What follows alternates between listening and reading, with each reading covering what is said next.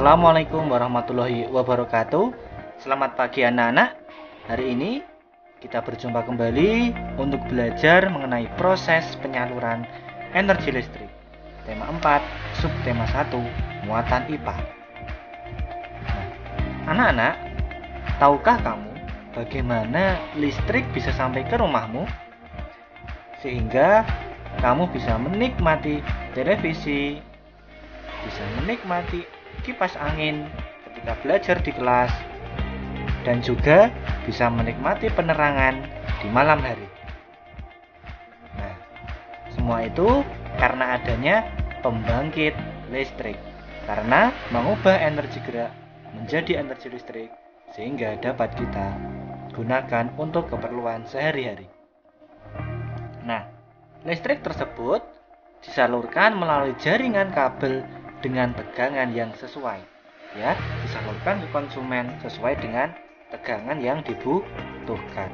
Penyaluran energi listrik tersebut meliputi proses transmisi listrik dan juga proses distribusi listrik. Nah, proses transmisi listrik itu merupakan proses di mana penyaluran energi listrik dari pembangkit listrik ke gardu induk.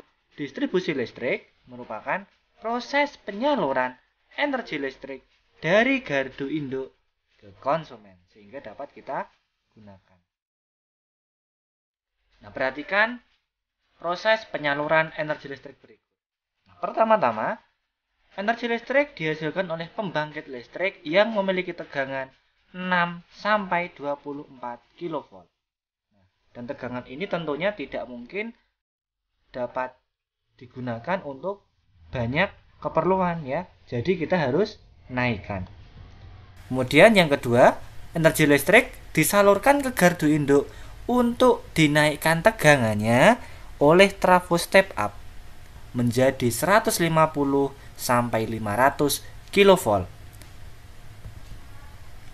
Nah, tujuan menaikkan tegangan tersebut yaitu untuk mengurangi rugi daya akibat panjangnya perjalanan saluran hingga puluhan kilometer yang dilakukan oleh sutet. Nah, pernah melihat sutet, ya? Untuk mengurangi rugi daya tersebut, maka tegangannya harus dinaikkan. Nah, dinaikkan. Kemudian yang ketiga, aliran listrik menuju ke saluran udara tegangan ekstra tinggi atau yang biasa kita sebut dengan sutet, dengan tegangannya yaitu antara 150 sampai 500 kV. Nah, yang merupakan tegangan ekstra tinggi.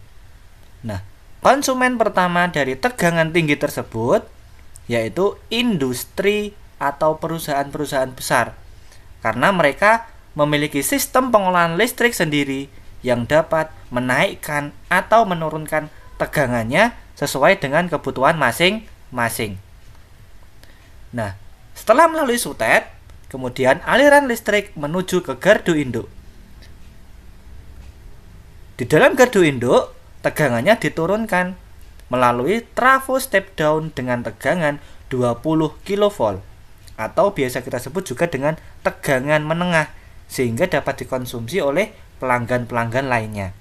Nah, pelanggannya antara lain yaitu bisa pabrik, rumah sakit maupun perkantoran. Kemudian, setelah melalui gardu induk, aliran listrik menuju ke gardu distribusi. Di sana, tegangannya diturunkan oleh trafo step down dengan tegangan 220 volt atau biasa kita sebut juga dengan tegangan rendah atau TR. Nah, sehingga dari gardu distribusi kita dapat menggunakan listrik sesuai dengan kebutuhan kita. Nah, sampai ke rumah-rumah bisa kita gunakan untuk keperluan sehari-hari, misalnya untuk belajar online, untuk penerangan di malam hari, maupun untuk kegiatan yang lainnya. Selain di rumah, kita juga bisa gunakan untuk di sekolah dan juga di perkantoran. Nah, anak-anak, tentunya kalian pernah merasakan pemadaman listrik secara mendadak. Nah, pemadaman tersebut pastinya ada beberapa faktor atau penyebab. Apa penyebabnya? Nah, penyebabnya yang pertama bisa karena kerusakan pembangkit listrik. ya. Kemudian juga bisa karena adanya sambaran petir, ya, sehingga dapat merusak saluran listrik kita. Yang ketiga, bisa karena kerusakan atau kecerobohan dalam memperbaiki saluran transmisi, angin topan maupun pohon tumbang. Maka dari itu, kita harus berhati-hati dalam penggunaan energi listrik sehingga tidak membahayakan diri kita. Nah, semoga kegiatan tadi dapat menambah pengetahuan kalian dan sampai jumpa lagi di pertemuan berikutnya. Cukup sekian. Wassalamualaikum warahmatullahi wabarakatuh.